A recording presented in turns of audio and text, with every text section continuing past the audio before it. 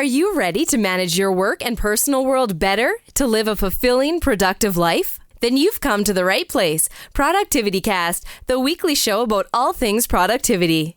Here are your hosts, Ray Sidney-Smith and Augusto Pinaud, with Francis Wade and Art Gelwicks.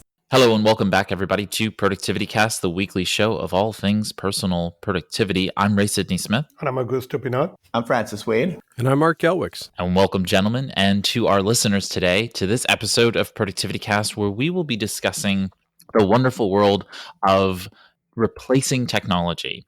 In essence, Augusto recently had, I'll call it an epiphany, about turning an older Microsoft Surface he had laying around that wasn't quite working. And Augusto is going to clarify for you all what actually happened. And then he turned that into a Chrome OS device, a Chromebook in essence. And so we thought it would be fun, a little techie episode for us to talk about how he did so. And then after that, we're going to really discuss the broader discussion of how do we spend time and resources regarding upgrading, replacing technology, and so on and so forth. So I'm going to turn it over to you, Augusto, in terms of how did you give new life to your old Microsoft Surface? Well, part of what I do as helping small business owners and coaching businesses, sometimes understanding what they need technology-wise.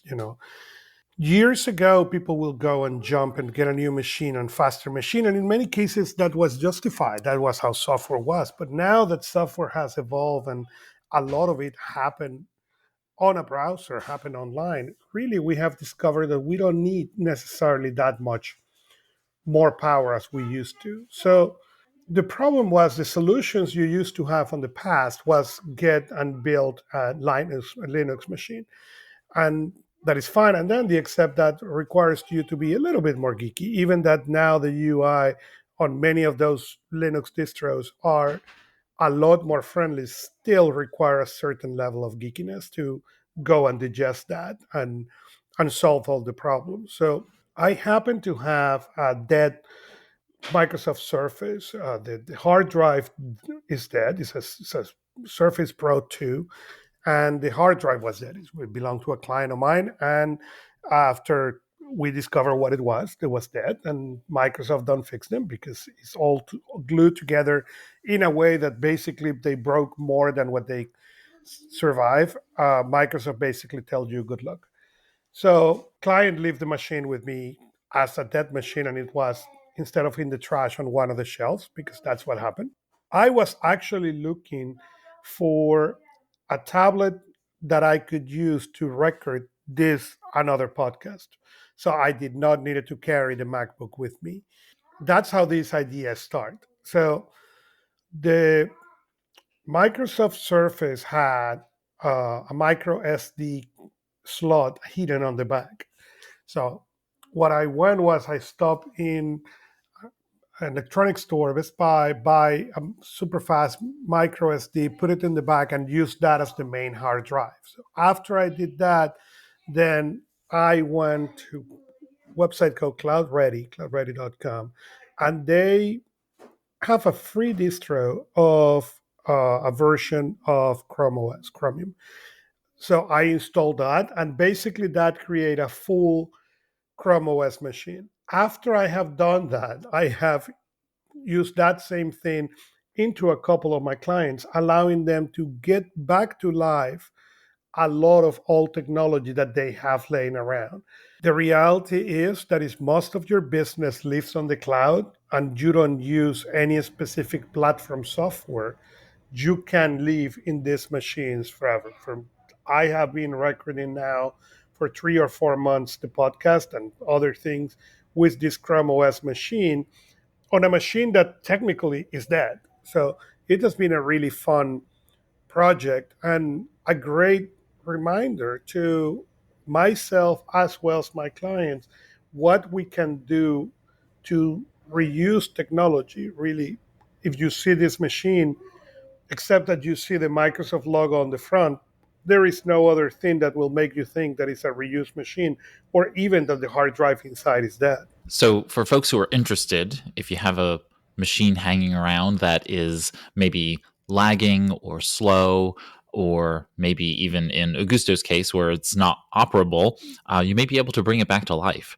And so, Augusto, I think you're going to have some links in the show notes for folks to check out the various tutorials and whatnot that you use to be able to make that happen. Yes. And the process is pretty simple, and Cloud Ready is free, at least for one machine. If you want their support, they have programs for support that you can get, but mostly it's free for everybody. So it's really, really an awesome platform.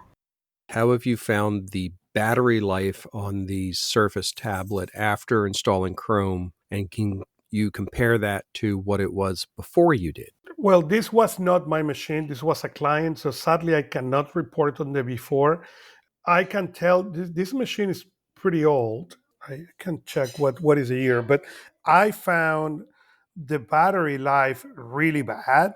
And then because I'm comparing that with my own machine, with my own iPad, and I was really, wow, this is, the life of the battery is really, really poorly, until I discover or remember that this is a machine from around 2013, where 3 and 4 hours of battery, it was the norm. It was cool. Hey, 4 hours of battery, it's pretty cool. The problem now is we are getting to the point where we have 10 and 12, and 4 hours of battery seems like last nothing. But it does right now, being a machine from 2013, solid 4 hours of battery on the distribution that I have. So it works really, really well. I got a question. Can it work on an iPad, an old iPad?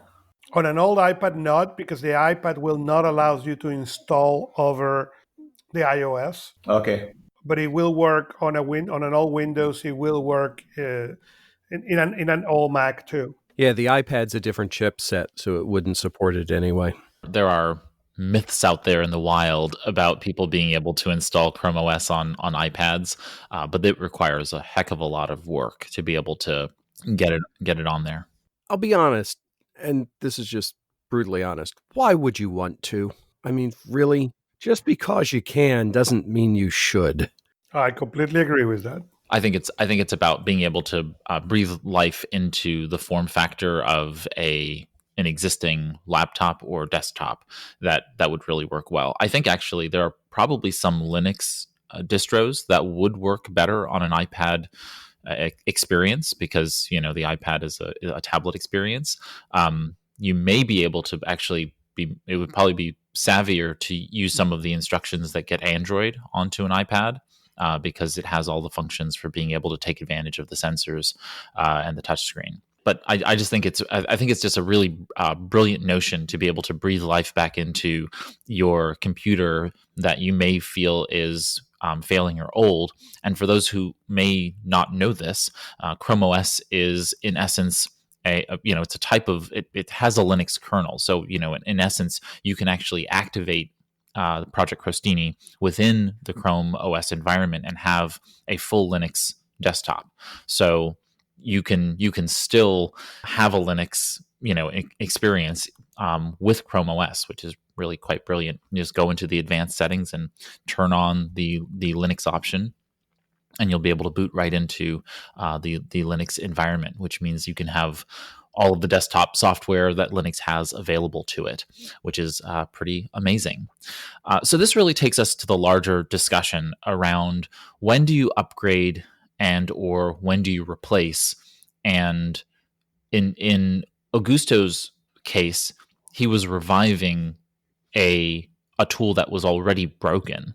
And I'm curious about, for those of us who have existing machines that are just working, when do you decide to make that change? When do you decide to upgrade the device, or decide that it's time to disregard that device and transfer over to a new one? Again, it used to be that you required to upgrade a lot sooner to keep the workability of the machine, assuming that's a word.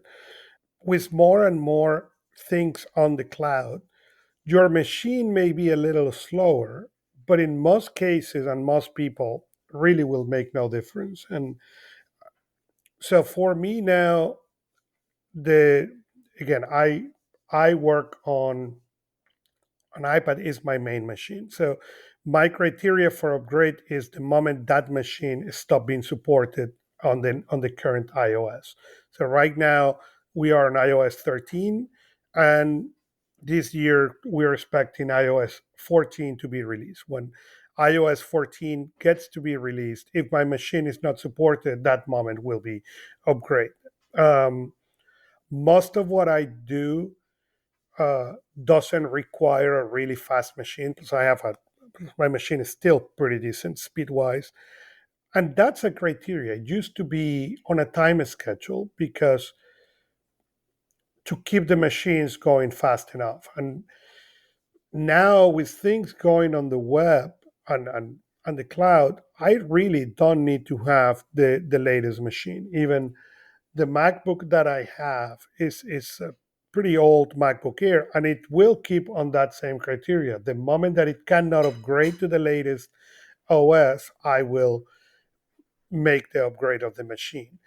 For most people, that is not even a criteria. For most people, it still is the moment the machine die, because there is most of the platforms they use now will continue running even if they don't make the upgrade. And I think that's an interesting change that has happened in the last 5 to 10 years. It used to, if we go 10 years back, you upgrade the machine or you were dead, basically because the machine stopped working really well.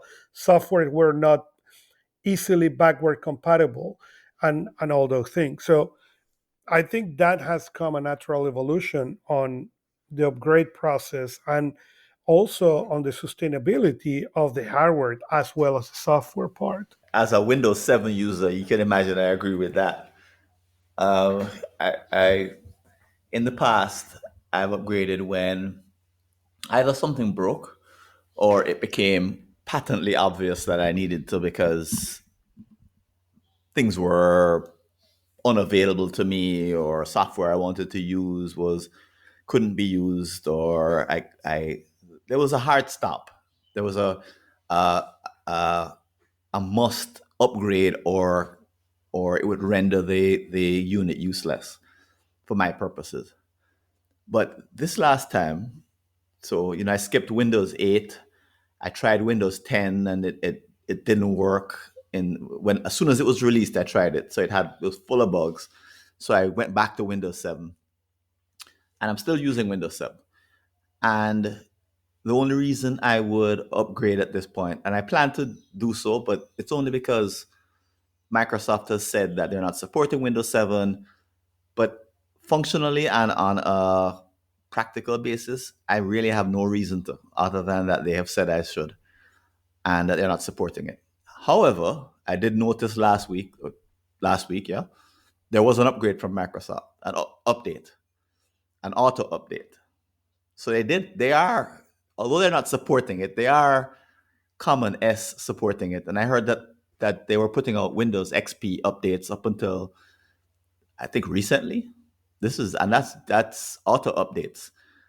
So I'm now wondering again because I intended to install Windows 10 this month.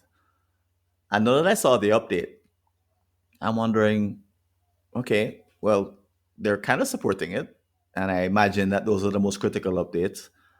My computer is plenty fast for my needs. It has all the memory. It has a brand new hard drive I put in, not brand new, but maybe a couple of years ago. And once again, I'm thrown back into the I'm not sure mode. Whereas I thought I was sure, but no, I'm not sure anymore.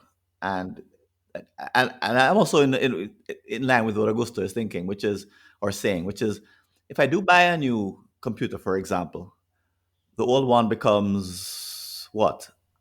Do I stop using it? Do I put it on the shelf to gather dust? It's entirely functional. So, and I'm not. I'm at heart a cheap minimalist.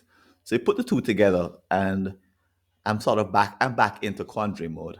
So a couple things there, Francis. I just wanted to point out the fact that if you are considering keeping Windows 7, the updates that Microsoft are pushing are absolutely critical vulnerability patches. They are not feature updates, and they're certainly not general security patches, which would, in essence, they don't want you to be a vector for a large scale botnet, which is basically a malware focused system where many computers are infected and used as as basically a part of this larger scale malware attack system, if you want to call it that. And so the that's really all they're trying to patch in terms of that. But you're still vulnerable security wise, and you really should upgrade from Windows 7 if you are listening to this, and you are not as comfortable as Francis is with regard to the just being on Windows 7. I make good backups. Yeah, no, that's a good thing. Also, there's the bigger. I think the bigger concerns for me are really ransomware attacks, because Windows 7 does not have that built in, and Microsoft has done a really good job in Windows 10 of putting in some ransomware protection technology, and both natively on the system, but also some connectivity to OneDrive so that you have, in essence, locked files that the ransomware attacker can't then zip up, in essence, and hold you ransom for. Windows 7 just doesn't have that functionality built into it, and neither does Windows 8 or 8.1, so that I'm aware of. So Windows 10 is really critical for that component by itself.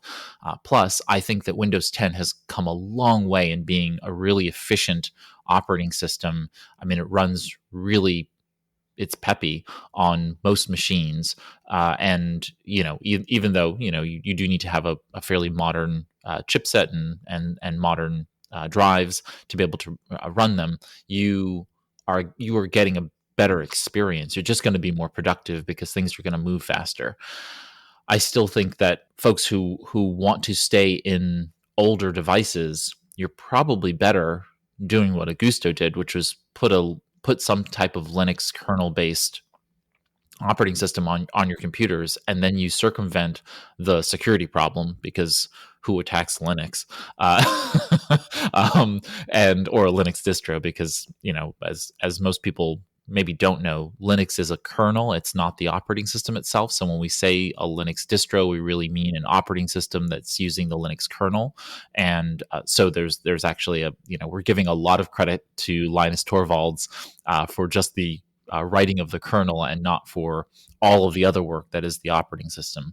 So there are a lot of operating systems that run on top of the Linux kernel that you can install, and they're really, really easy. I'm going to put some links to this in the show notes for anybody who's interested. But if you have an older machine and you primarily do your work in the browser, there's really no reason to have all of this finagling with licensing and Windows and arguing over who the big tech giant is. Linux has come to that place where deciding to upgrade may mean staying lateral in terms of your hardware and updating the software that is the operating system to a system that will be not problematic for you for many, many years to come. So that's my soapbox. And you made an interesting point that as an iPad user, that's not an option because everything is so tied up by Apple. You need the software, you need the hardware, and they really control it. But if you don't want, or you are not interested on that, it allows you to really now explore awesome software or awesome hardware, that is available that may or may not has been your first option. This Microsoft Surface hardware, I believe is that Microsoft did a really good job on that, and being able to use the good hardware with something different than Microsoft, something that probably will not work really well on current.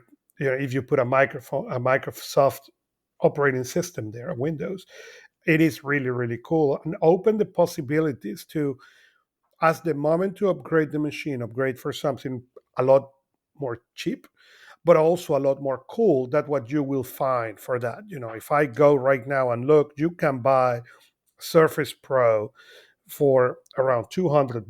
That's cheaper than most of the Chromebooks that are on the market.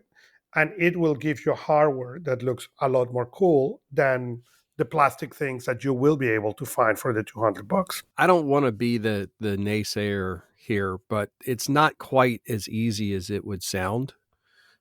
Not all devices support all Linux distros. Not all devices actually will even boot up. In many cases, you have to go through and change your firmware, or not your firmware settings, your BIOS settings to recognize a boot off of a USB drive. So don't underestimate the amount of work that's necessary to do this. Sometimes it can go really smoothly. It sounds like, Augusto, you had a really easy implementation, and I think that's great. I've tried this multiple times on multiple different machines with varying results depending on the machine and the setups. So this is not for the faint of heart, but it is very doable.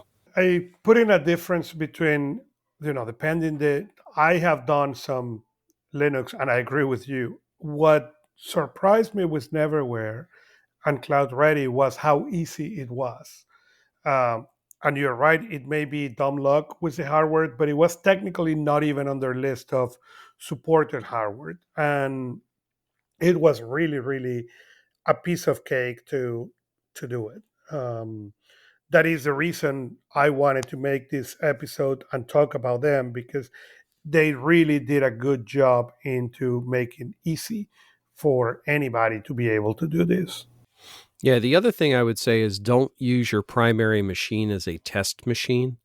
If you do have an old one that you want to try, do it there. Do all the research.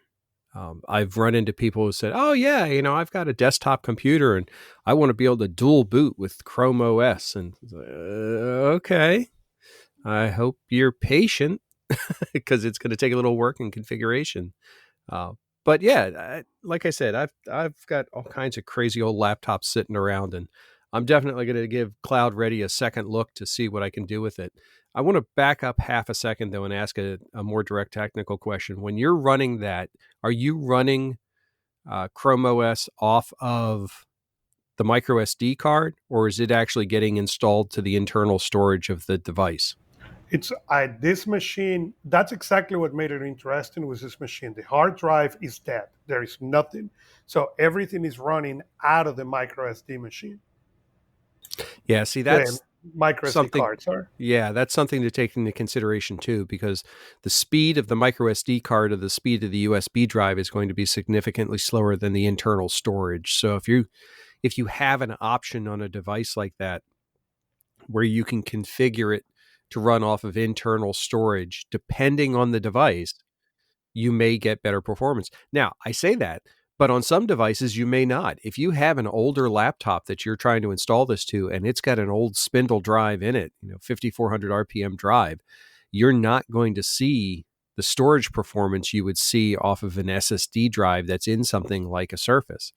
So it's going to be not really a catch-22, but you have to say, okay, this thing is better than dead. How much better is it? The risk associated with putting messing with a production machine is certainly to be considered. And I'm only concerned with people's data privacy and data security when it comes to keeping old machines in use, which is why I think the risk of installing Linux is far lower. The risk and the headache of installing any Linux distro is a far lower headache than your entire system being compromised and your data being breached by malware.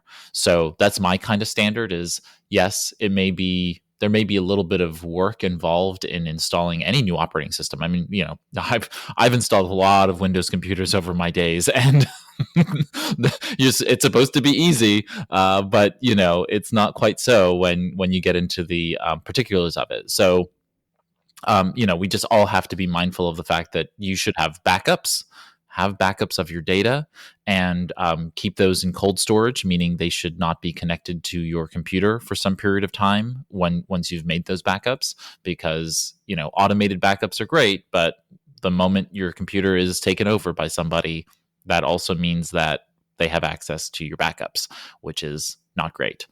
Yeah, we can go back to some of these productivity cast episodes where I did the upgrade to macOS Catalina, and that was also Yeah, those are the ones we were concerned were going to get tagged with an explicit rating. Oh, man. Okay, so when should you replace your technology? And this is not just computers. I mean, this comes down to your phones and your tablets and your other devices that might be hanging around your toolkit. When do you decide to replace your technology? All right, this is a sore point for me because it depends on the equipment. I mean, for laptops and desktops and things like that, you can be in the Francis camp of replace it when it's not doing your job that you need anymore. You could be in my camp where replace it as soon as you can afford to do it. But you also have things like phones. This is a big issue. For example, you think Android devices. Android devices basically stop getting updated after 3 years. Well, there's nothing wrong with the hardware at that point, but it's an operating system obsolescence. You look at things like going from Windows 7 to Windows 10. In many cases, you can't upgrade the device or you can't upgrade the operating system because the device won't support the requirements of the operating system. So you have to replace completely functional hardware just to support some operating system requirement. So it's really hard to say, you should replace it every so. I'll go to Chromebooks. Here's the example I have sitting next to me right now. I have one Chromebook that has now been updated to be supported by Chrome for the next 8 years to receive updates. I have another Chromebook, fully functioning, works great. They're not going to do updates for it anymore. It has reached its end of life. There is nothing wrong with that Chromebook, but yet it will not receive any updates past Chrome 76. Should I have to replace that piece of hardware just because it's outside that window? Now, Google's a good example of recognizing that, wait, these devices are hanging around longer, therefore we're going to give them 8 years of updates. But look at software like Windows 7 and Windows XP. I mean, there's systems that have been running out there for 10, 15 years. So I don't think hardware obsolescence is really as much of a problem as people think it is. It's the software that's running on it and the requirements thereof that force us to, I want to say, artificially upgrade our systems. And with so much stuff being moved to the cloud now, I think that's going to become even more prevalent, where you can run a system for 5, 7, 8 years without any issues. As long as you had valid security updates and browser updates, you're fine. Yeah, I'm in the same camp. I think that you should keep your machines, for a little bit longer than we currently do. I mean, the replacement cycle right now is between 18 and 24 months is pretty much the replacement cycle on average. And, that's just too short of a period of time for, these devices. I mean, just from the electronics pollution that is produced, and that's mostly the discarding of electronics into landfills and other places. And the problem with that is that, those have harmful elements in them, cadmium, beryllium, and other kinds of flame retardants that are being, in essence, leached into the environment and can be very toxic to people and, of course, animals and the local ecosystem. So it's really imperative on all of us to be able to be mindful of the fact that when we have these electronics, not just our phones, but any electronics, I have lots of Google Homes and Nest Hubs and, monitors and keyboards and so on and so forth. And they all contain these things. And we have to be mindful of what we're doing with regard to the plastic, as well as the metals that are being discarded on a consistent basis. So it's just a matter of, I think, being mindful as it relates to what you have and why you have it, and whether or not the hardware is still good, and it's just one of the big tech giants telling you that you need to replace it because they're going to stop security updates, stop feature updates, and those kinds of things, and whether or not there's a way to get off that hamster wheel. And it's probably why I'm such a big proponent of Linux, not to keep beating that drum, but it is one of the reasons, because it gets you off the hamster wheel. It gets you off that cycle of rinse and repeat of replacing technology when you really don't need to. A lot of these boxes will not require you to make that jump all the time. I think in the mobile phone space, I think that's more prevalent, as Art was talking about. I think absolutely we're kind of stuck in that space because we do need the security updates. And so every new piece of hardware that you put on, at least any modern phone that you have, is kind of forced into that replacement model because of where we are.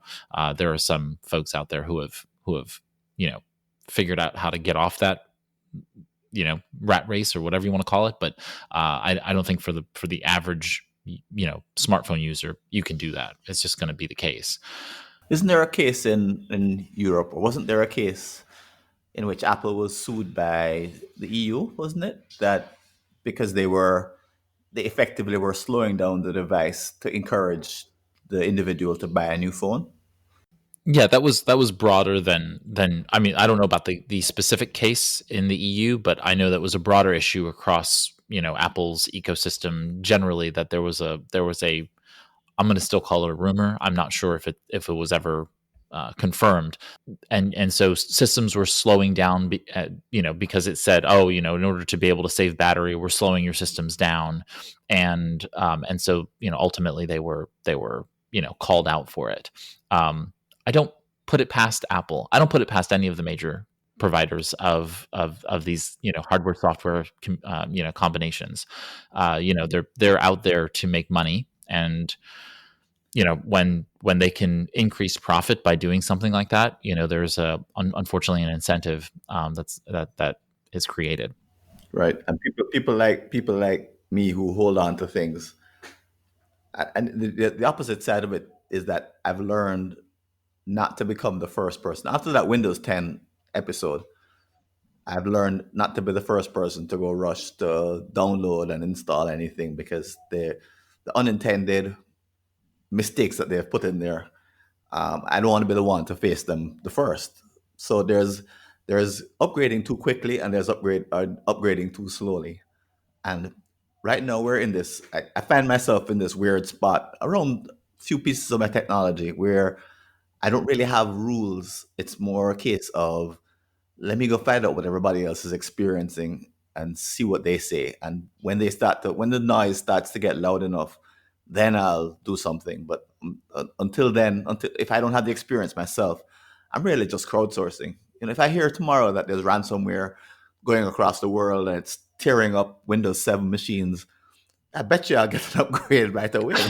But until that happens, I'm crowdsourcing. I'm just listening to what people are saying, and what people are saying is no problem. And I wish I had a better method than that. I'm also on the other side. If I think about upgrading something right away, I go crowdsource again, and I say, what are people saying about the immediate upgrade? And this all came from that Windows 10 debacle.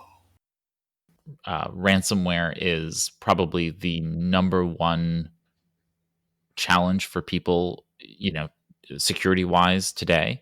And it's one of those silent problems, because people are ashamed of letting others know that they've been attacked in that regard. Mostly because, most of the ransomware attacks are faux. They're not actual ransomware attacks. So there's like the ones that are legitimate, where they actually do encrypt your data and then hold it ransom for you to pay, usually in some kind of cryptocurrency for it.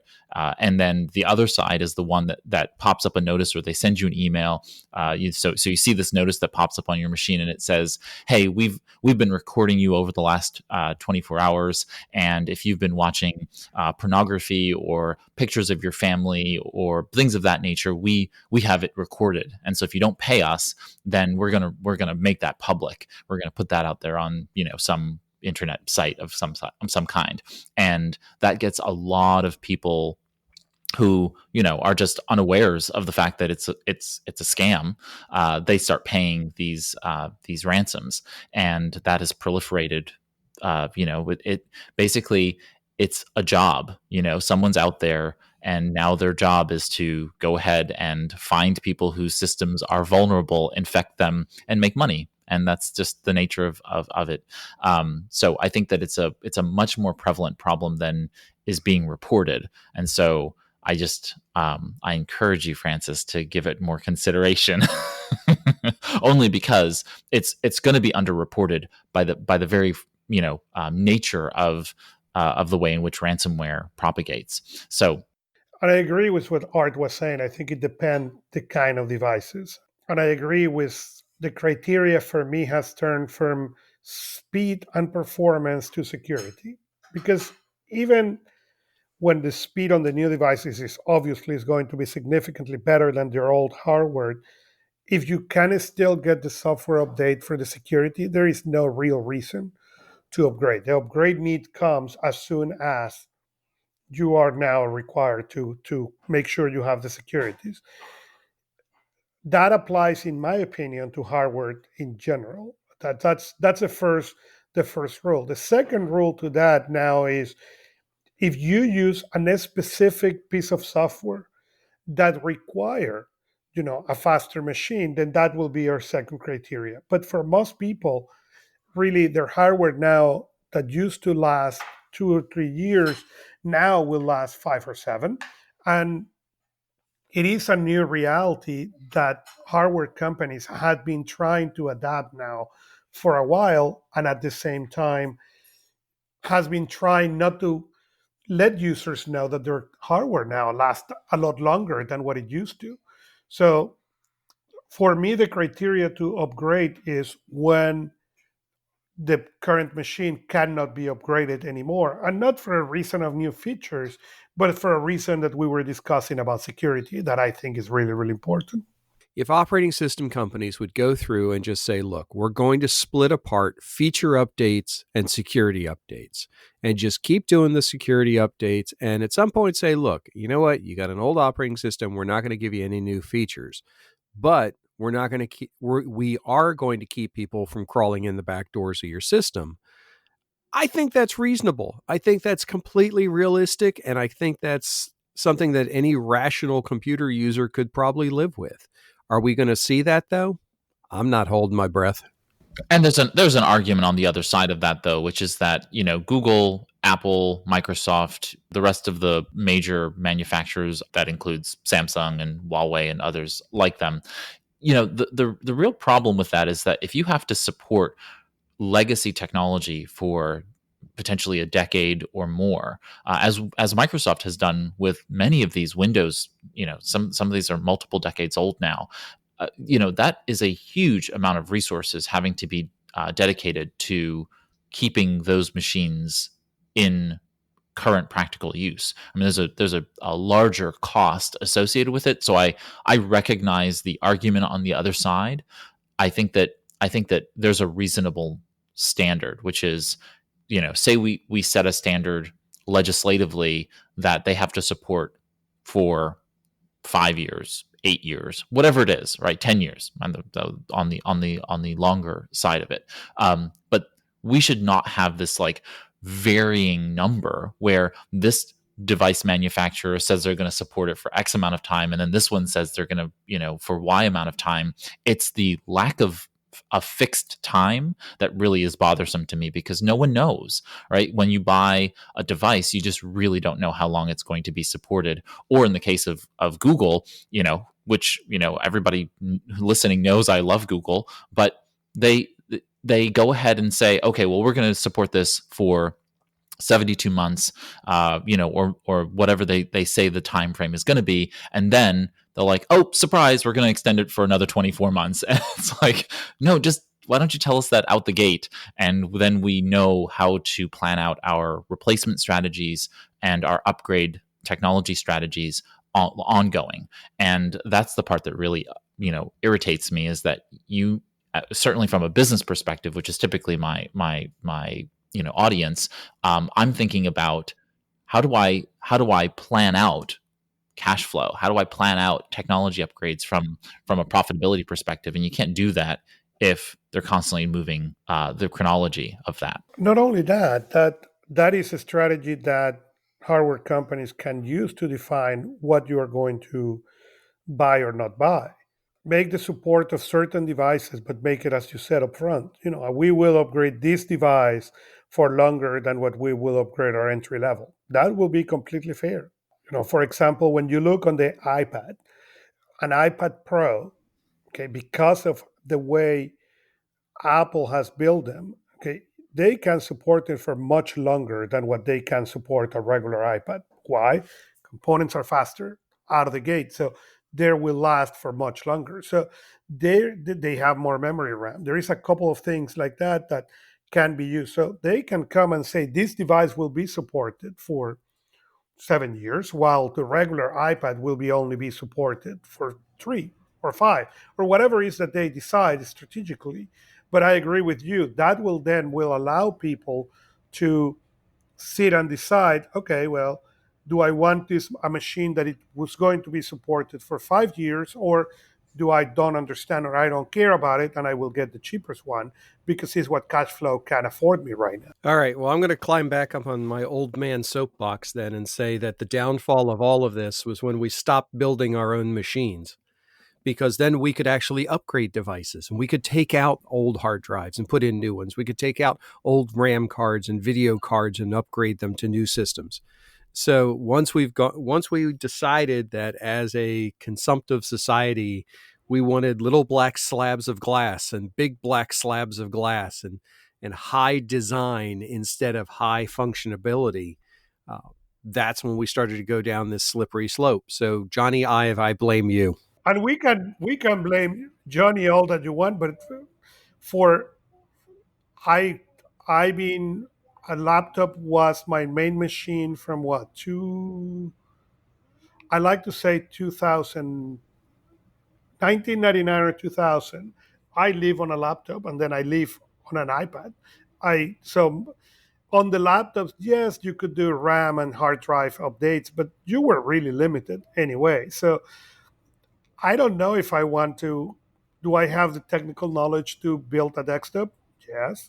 Do I want to carry a desktop with me? No. Those pictures of people, sitting with desktops on a Starbucks, I still think is ridiculous. Even what I understand, they can fix their machine and upgrade it more easier than what I can with my tablet on my slab. So. As we're closing out this episode, what can listeners do right now, today, to do good for the planet? Because why the heck not? And so I'll start. I've got 2 suggestions for folks. One is you can take those cell phones or smartphones that are sitting in your drawers somewhere, closets and otherwise, that you're no longer using, and you can actually donate those to local charities that give them to victims of domestic violence. And so there are a lot of organizations that are just Google, cell phones, donation, domestic violence, and you should be able to find local organizations that take those phones, and they'll do a couple of things. One, they'll obviously put a SIM in them and then provide them to victims who need them. So that's number one. Number two is that they can also then resell those items onto markets, and they use that money to be able to raise funds and be able to help folks. So you're not only helping the planet by that second R in reduce, reuse, recycle, the 3 R's of that, but you're reusing the device by giving it to someone who can then reuse it, but you're also helping a great cause. 2 is I believe that every business owner, if you're an entrepreneur or a business owner, you should be developing an environmental sustainability program at your company. That could be as simple as a recycling program. It could be an environmental sustainability initiative within the company, choosing to invest in environmentally conscious mutual funds. It could be a very broad sweeping way in which you educate your clients and customers. That can be a really great marketing for you in terms of showing your environmental sustainability and practices to your customers and building goodwill, and all kinds of other ways in which you can work with vendors to be able to reduce carbon footprint, so that you're able to get products to you or services to you for a lower cost to the planet. So one donate your cell phones to victims of domestic violence charities, and the other is to develop an environmental sustainability or some kind of company initiative dedicated to the environment. One about the cell phone donations. Any cell phone, I know this is true in the US, does not require a SIM to actually be in it to be able to dial 911. So as long as it has a charge, you can use it to dial an emergency number to get help. That's something that I don't think a lot of people realize. If you charge up that phone, then turn it off and put it in a drawer, should something happen, you still have a phone that you can at least dial 911 with, and that applies to all of them. I'm almost positive that's the case. Second, there's an app out on Android. I don't think it's available on iOS, but it is on Android.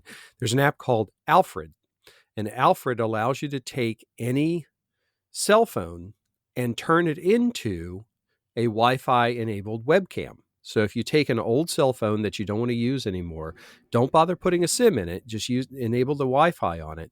You can turn it into a webcam or a smart cam that you put somewhere, like a security cam. And it will do things like notify you of sound and motion and things like that. So you can reuse those devices in that way. I think I'm a bit behind the curve on this, to be honest. So I've been thinking maybe this is the week to upgrade to Windows 10 after the advice that you gave me. So I guess I would advise anybody else who's in a similar position to follow through on your advice.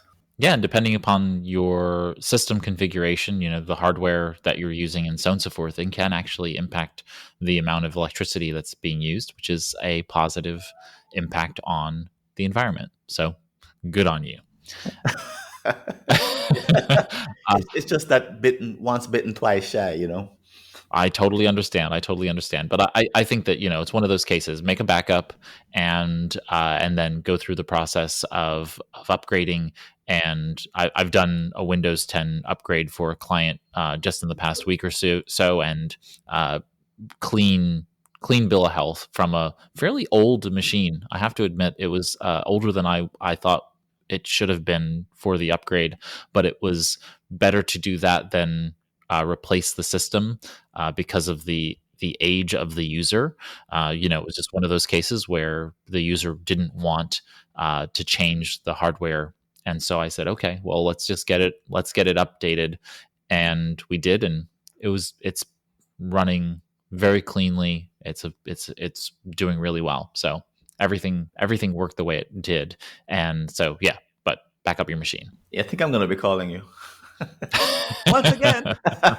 Hey. Think twice before the why you are, upgrading. I understand not everybody had the technical knowledge to do these upgrades or to spend the time, playing with the technology and testing the technology. But in many cases, you don't need an upgrade, not on yours, Francis, but on other. But what you need is really to clean up, the machine, and that is getting easier and easier to find on the web. It is a matter of many people being afraid, not necessarily how difficult it is on 2020. So think twice before, and reusing some of those devices until it's really, I understand you get a time where it is now time to replace the hardware, but that time has changed significantly, as we discussed in this episode. And in case of doubt, ask, because there is more than enough people, more than willing to help and answer on those questions if you ask. So I hope everybody has gotten a little bit of next steps in terms of what they can do. And if you really want to go beyond that, you can go to either Carbon Fund or TerraPass and buy carbon offset credits, which put certified funds into environmentally sustainable initiatives. So that could include, planting trees to programs that are trying to take carbon out of the air, that kind of thing. And so good stuff going on around the world. And so you can actually buy these carbon credits that are really affordable. All you have to do is lift your credit card out of your pocket to do good in that regard. So Thank you, everybody, for this episode. Thank you for the contributions, and that includes you, our listeners. If you have a question or comment about this episode, you have a suggestion for folks about what they can do to be more environmentally sustainable with their electronics and technology and upgrading and replacing their technology, they're on the podcast episode site. You get there by going to productivitycast.net/the episode number. So 001, 002. That 3-digit number is our episode number. Feel free to plug that in after productivitycast.net/, and you'll be right there on the page. There at the bottom of the page, you can leave a comment or a question, and we'll hopefully see it and respond and engage and be happy to do so. Also there on productivitycast.net, you'll find the show notes for the episode that you're on, as well as links to anything that we discussed so you can jump to it from there. On productivitycast.net as a whole, you should see a subscribe button, and that allows you to be able to subscribe to the podcast, meaning follow the podcast in whatever app you'd like. It's free, and you can go ahead and do that. If you have another question about personal productivity, click on the contact button on productivitycast.net, and you can leave a voice recorded message for us, or you can type a message to us and we'll get that, and maybe we'll make that a part of a future episode where we'll answer questions. Thank you to Augusto Pinaud, Francis Wade, and Art Gelwicks for joining me here on this and every Productivity Cast. If you could, please add a rating or review in Apple Podcasts or Stitcher. We just enjoy hearing the feedback. It's really great for us to be able to know you're all out there and listening, but it also helps us to grow the personal productivity listening community, because the algorithms help to expose us to more folks. So thank you for doing that. That brings us to the close of this episode of Productivity Cast, the weekly show about all things personal productivity. I'm Ray Sidney-Smith with everybody else here, Augusto Pinaud, Francis Wade, Art Gelwicks. Thank you all for listening. Here's to your productive life. That's it for this Productivity Cast, the weekly show about all things productivity, with your hosts, Ray Sidney-Smith and Augusto Pinaud, with Francis Wade and Art Gelwicks.